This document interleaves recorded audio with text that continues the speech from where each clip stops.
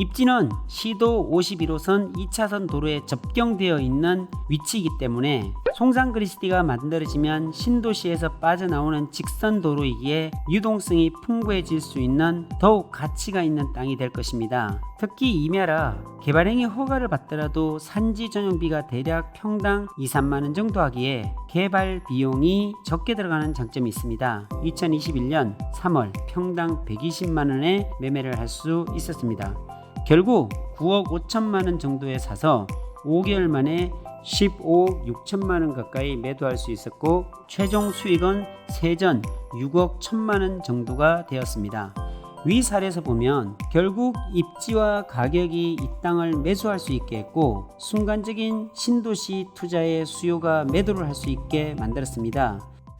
안녕하세요. 오늘 오픈마인드 채널에서는 땅의 가치를 올리기 위해 꼭 알아야 할 개념들 중에 지목 변경, 형질 변경, 용도 변경에 대해서 알려드리려고 합니다. 토지 투자에 관심 있으신 분들이라면 누구나 자신의 토지의 가치를 올리고자 하는 바람이 있을 거예요. 그 방법은 여러 가지가 있지만 기본적으로 내 땅을 많은 용도로 사용할 수 있어야 그 가치가 크게 오르는데 오늘 알려드릴 지목, 형질, 용도 변경을 통해서 어떻게 할 수 있는지 알아보도록 하겠습니다. 용도 지역은 주거, 상업, 공업, 녹지 지역의 도시 지역과 관리, 농림, 자연환경 보전 지역의 비도시 지역으로 나뉩니다. 각 지역마다 건폐율과 용적률이 다르고 말 그대로 용도가 다르기 때문에 용도 지역이 바뀐다는 것은 굉장히 좋은 호재겠죠. 그리고 지목은 전, 답, 과수원, 목장용지, 임야 등 총 28가지로 구분되어 각각 다른 용도로 쓰입니다. 이제 변경하는 방법들에 대해서 알아볼 텐데요. 지목 변경과 형질 변경을 진행하기 위해서는 개발행위 허가를 받아 자신이 직접 변경을 해야 합니다. 여기서 형질 변경은 땅의 모양을 바꾸는 것으로 어떻게 보면 땅을 성형수술해서 더 좋은 모습이 되는 것이죠. 하나하나 살펴보자면 지목 변경은 말 그대로 지적공부에 등록된 지목을 다른 지목으로 바꾸어 등록하는 것으로 예를 들어 전, 답인 농가 밭을 허가를 받아 주택을 지을 수 있는 대지로 변경하는 것과 같은 일인데요. 신청 대상으로는 관계법령에 따라 토지 형질 변경 공사가 끝나 준공한 경우, 토지나 건축물의 용도를 변경한 경우, 도시개발 사업 등을 원활하게 추진하기 위하여 사업 시행자가 공사 준공 전에 토지 합병을 신청하는 경우가 있습니다. 여기서 언급된 형질 변경은 뒤에 개발 절차를 통해 한 번 더 설명하도록 하겠습니다. 지목 변경은 건물의 용도 변경 사용 승인 날짜로부터 60일 이내에 증명 서류를 제출하고 신청해야 합니다. 그렇지만 전을 일시적으로 주차장으로 쓴다든지 일시적인 용도로 쓰인 토지는 지목 변경 신청을 할 수 없다는 것을 기억하시면 좋을 것 같아요. 다음으로 지목 변경의 개발 절차를 알아보겠습니다. 먼저 당연하지만 토지를 매입해야겠죠. 전, 답, 과수원인 농지나 임야인 산지 등을 매입을 하고 개발행위 허가를 받아야 합니다. 여기에는 건축허가, 농지 전용 허가, 산지 전용 허가가 있습니다. 그리고 나면 형질 변경을 실행해야 하는데요. 이때 토목공사 같은 부지를 조성하는 일을 합니다. 형질 변경에 대한 내용은 조금 더 후에 다루도록 하겠습니다.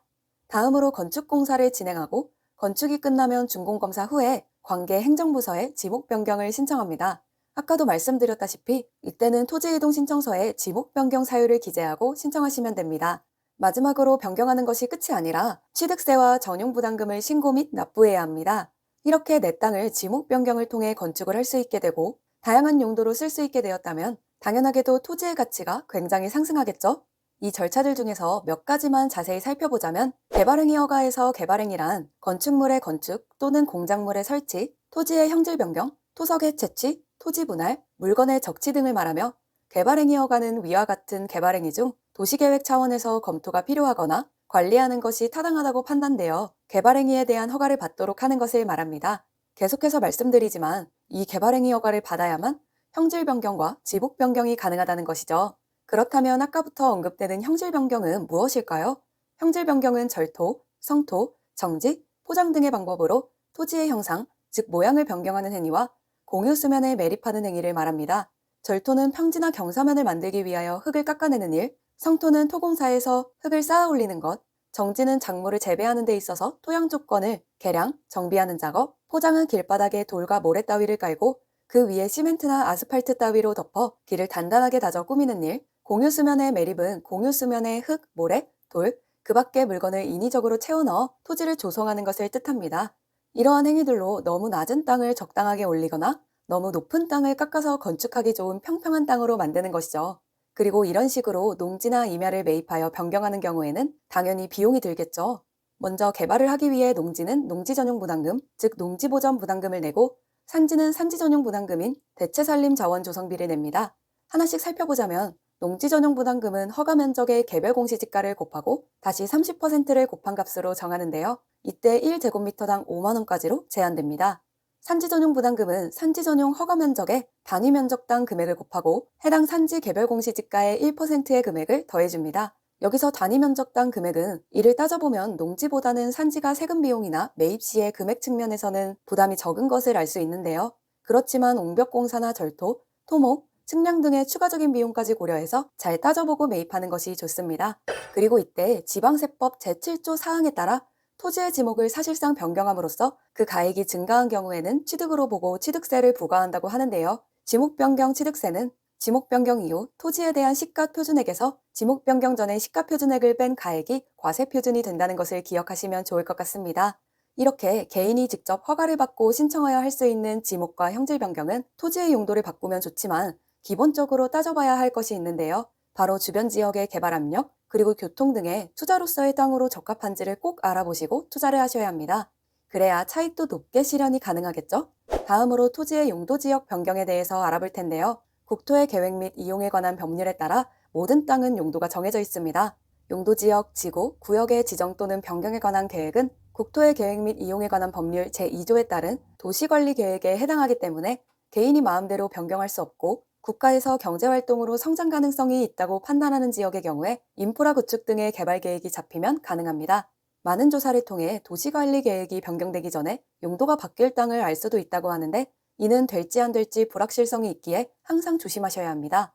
보통 이 경우에는 농업진흥구역인 절대농지가 해제되는지를 볼 수가 있는데 농업진흥구역이 변경이 되면 농업보호구역으로 바뀌게 되고 해제가 되면 관리지역이나 도시지역으로 편입이 되기 때문에 굉장한 호재라고 할 수 있죠. 농업진흥구역은 농림축산식품부 장관이 고시하는 농지로 공공투자에 의해서 조성된 토지, 농업 기반이 정비된 토지, 그리고 집단화된 농지를 의미하여 경지정리가 잘 되어 있다는 특징이 있습니다.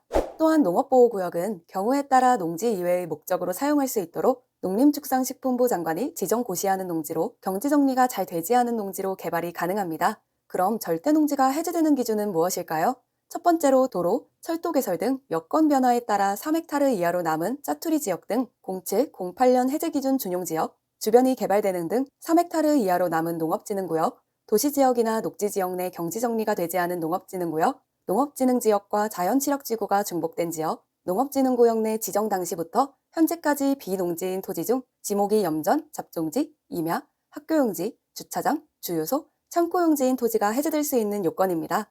우리나라에서는 현재 농업인의 수가 점점 더 줄어들고 있기 때문에 절대농지를 해제하는 방안을 전보다 더 많이 시행하고 있다고 합니다. 그렇기 때문에 농업진흥구역도 나에게 큰 이익을 가져다 줄 땅이 될 수도 있겠죠? 오늘은 이렇게 지목, 형질, 용도 변경에 대해서 알아보았는데요. 내 땅을 훨씬 더 가치 있게 만들 수 있는 방법이니 차근차근 공부하시고 직접 그 사례들을 찾아보신다면 성공적인 토지 투자의 발판이 될 거라고 생각이 드네요. 보통 신도시가 만들어지면 신도시 주변 지가는 상승하게 되어 있는 것이 일반적입니다. 그럼 신도시 주변 토지 가격은 언제 얼만큼 오를지에 대한 궁금함이 있을 텐데요. 이것을 정확하게 딱 정해놓은 지표가 없습니다. 그것은 토지의 특성이기도 한데요. 일단 토지마다 용도 지역이 다 다르고 또한 토지의 입지가 가격 상승의 절대적인 부분도 있고 지목의 영향이나 형질에 대한 부분과 제일 중요한 개발 행위 허가가 나는 토지인지에 따라 상이하기에 딱 정하기가 어렵다는 말입니다. 그러나 한 가지 변하지 않는 사실은 신도시와 연결되어 있는 메인 도로는 현재는 통행량이 많지 않은 2차선 도로지만 신도시가 만들어지고 나면 4차선 도로로 확장될 것이고 교통의 유동성도 많아지기에 이렇게 메인 도로에 붙어 있는 토지는 가격이 상승한다는 확실한 데이터들은 존재합니다. 오늘은 송산 그린시티 서척지구에서 빠져나오는 메인 도로에 딱 붙어 있던 땅을 매입해서 매도했던 이야기를 해보도록 하겠습니다. 이 방송을 시청하시면서 공부를 하시는 분들이 많은데요. 오늘 소개하는 땅이 어떤 입지이고 왜 제가 이런 토지를 선택했는지 그리고 어떤 특징이 있는지 개발행위 허가가 나오는지 배수로는 어떻게 찾는지 어떻게 출구 전략을 짜서 어떻게 매매했는지 같은 중요한 부분들이 있기에 공부하시는데 참고가 되시기를 바라겠습니다. 송산 그린시티의 서측지구 메인 신도시가 만들어지는 신도시 주변 천덕리 토지의 경우 송산 그린시티 개발 1700만 평이 개발되는 서측지구에 위치한 땅입니다. 송산 그린시티에서 내려오는 시도 51호선 2차선 도로에 딱 붙어 있는 토지입니다. 장단점이 공존하는 땅입니다. 이런 땅을 접했을 때 사람들이 쉽게 결정을 하지 못합니다. 보전관리라 개발에 약간의 제한을 받을 수 있고 임야라는 특성 때문에 혹시 개발 비용이 많이 들어가지 않을까 하는 두려움 때문에 망설이기도 합니다. 그리고 큰 면적과 금액이 부담이 됩니다. 그러나 단점보다는 장점이 많습니다. 일단 제일 먼저 보는 것이 입지입니다. 입지는 시도 51호선 2차선 도로에 접경되어 있는 위치이기 때문에 송산 그린시티가 만들어지면 신도시에서 빠져나오는 직선 도로이기에 유동성이 풍부해질 수 있는 더욱 가치가 있는 땅이 될 것입니다. 도로 전면에 붙어 있는 길이가 50m나 되어 땅의 전체 면적이 크기는 하지만 향후 분필해서 팔 수도 있고 소매점으로 허가를 받아서 매매해도 되는 장점이 있습니다. 특히 임야라 개발행위 허가를 받더라도 산지 전용비가 대략 평당 2-3만원 정도 하기에 개발 비용이 적게 들어가는 장점이 있습니다. 제일 중요한 것 중에 하나가 남아 있습니다. 이 모든 것들이 다 만족스러워도 이것이 만족스럽지 않다면 매입을 하지 못합니다. 이것이 과연 무엇일까요? 이것은 매입 단가입니다. 이 땅은 주변 시세에 비해 아주 낮게 책정되어 있었습니다. 평당 72만원에 2차선 도로에 딱 붙어 있는 땅이 이렇게 저렴해도 될까요? 사실 1년 전에 바로 맞은편에 있는 계획관리 땅을 평당 140만원에 제가 소개해 드린 땅이 있어서 이 주변 가격을 알고 있기에 평당 70만원이란 것은 그냥 줍는 땅이라는 표현을 해도 될 것 같습니다. 혹시나 하는 마음에 배수로를 살펴보았는데 길 건너 바로 아래 배수로가 있었고 그렇지 않으면 구거를 타고 50m 정도 내려가면 자연 배수할 수 있는 배수로가 있어서 문제는 되지 않을 것 같았습니다. 혹시 하는 마음에 도로 배수로를 만든 분에게 찾아가서 여쭤보았더니 본인도 외지에 살다가 와서 집을 건축하는데 배수로 문제로 동네 분들과 실랑이를 한참 했다는 이야기를 합니다. 동네 분들이 도장을 찍어주지 않아서 애를 먹고 겨우 승낙을 받아 배수로를 만들었다고 합니다. 결국 배수로 사용 동의를 받으면서 일부의 사용 비용을 내고 받을 수도 있겠다라는 생각이 들어서 더 이상 여쭈어보지 않았습니다. 정 안되면 좀 길지만 국어를 통한 자연 배수로를 만들어도 허가 내는데 전혀 이상이 없습니다. 입지와 가격이 마음에 들어 곧바로 계약을 했고 이제 이 땅을 예쁘게 만들어 팔기 좋게 모양을 꾸며야 합니다. 2021년에 토지시장에서 가장 거래가 활발했던 곳 중 하나가 화성 송산 그린시티 지역입니다. 신문에도 소개될 정도로 뜨거운 지역이 되자 땅을 사려고 하시는 분들이 넘쳐났습니다. 특히 송산 그린시티 개발 순서가 동측지구가 먼저 개발되었고 남측지구는 4차 산업혁명 지원지구 산업단지로 개발이 되고 있고 향후 신도시가 서측지구로 개발 계획이 잡혀 있어서 서측지구는 가격이 상대적으로 저렴하다는 소문이 있어서 수요가 개발도 시작하지도 않은 서측지구까지 영향이 미치게 되었습니다. 특히 이 땅은 서측지구 신도시에서 직선으로 나오는 2차선 대로변에 딱 붙어 있는 땅이고 허가까지 받아놓은 땅이기에 높게 받을 수 있었지만 2021년 3월 평당 120만원에 매매를 할 수 있었습니다. 결국 9억 5천만원 정도에 사서 5개월 만에 15억 6천만원 가까이 매도할 수 있었고 최종 수익은 세전 6억 1천만원 정도가 되었습니다. 위 사례에서 보면 결국 입지와 가격이 이 땅을 매수할 수 있게 했고 순간적인 신도시 투자의 수요가 매도를 할 수 있게 만들었습니다. 제가 매도한 지 1년밖에 지나지 않았는데도 2022년 이 주변 땅은 평당 250만원 이상으로 올라버렸습니다. 제가 항상 말씀드리는 부분이지만 토지를 고를 때는 입지를 꼭 확인해 봐야 합니다. 미래를 통찰할 수 있는 눈으로 향후 토지에서 신도시가 만들어질 곳과 얼마나 떨어져 있는지, 신도시에서 나오는 차량들의 유동성이 많을지 그렇지 않을지 가늠할 수 있는 잣대가 필요로 하고 이렇게 메인 도로에 붙어 있어야 절대로 물리지 않는 땅이 될 수 있다는 지극히 평범한 사실과 마주할 수 있어야 합니다.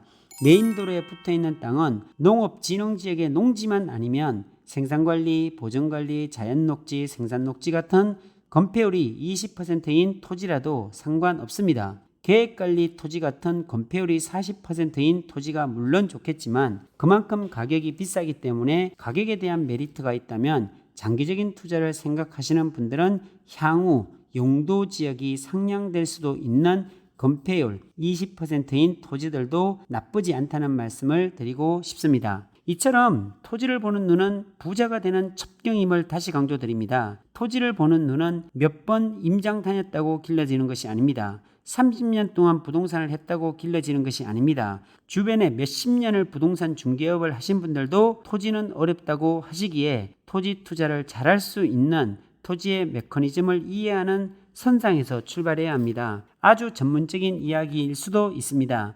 하지만 원형지 토지에서 개발되는 토지까지 전체적인 흐름을 파악하고 도시계획이 잡히고 개발계획이 잡혀있는 지역의 특성을 파악 후 핵심적인 위치를 찾아내야 하고 오르기로 이미 결정되어 있는 땅을 발굴하는 여러 공법들을 배울 수 있다면 몇십 년이 아니라 몇 년만 해도 토지 투자의 기본기를 익힐 수 있다고 생각이 듭니다. 투자자의 생각도 변할 필요가 있는 것 같습니다. 실력을 쌓지 않고 단번에 성공을 기대하는 것은 과욕입니다.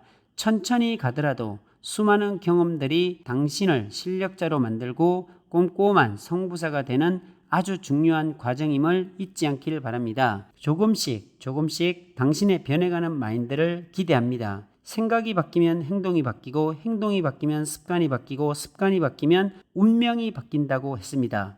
급하지 않지만 토지 투자의 정석으로 가는 뚜렷한 목표가 당신을 위대한 사람으로 가는 길로 인도할 것입니다. 오늘도 성공하는 하루가 되시기를 기대합니다. 감사합니다.